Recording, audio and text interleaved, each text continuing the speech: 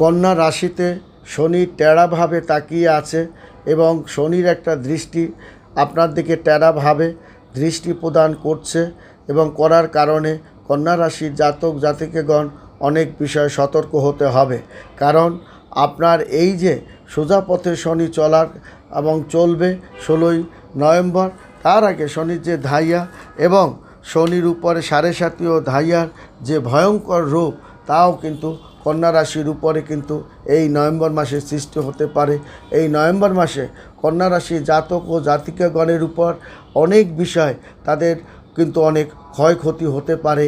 আপনার সেই ব্যাপারে কন্যা রাশির জাতক যদি সতর্ক থাকে তাহলে তাদের ক্ষতির পরিমাণটা কিন্তু কম হবে। কারণ কন্যা রাশির জাতক জাতিকার উপর শনির কিন্তু তৃতীয় নজর পড়েছে এবং যার কারণে তার পেশাগত, ব্যক্তিগত এবং অনেক উৎসবগত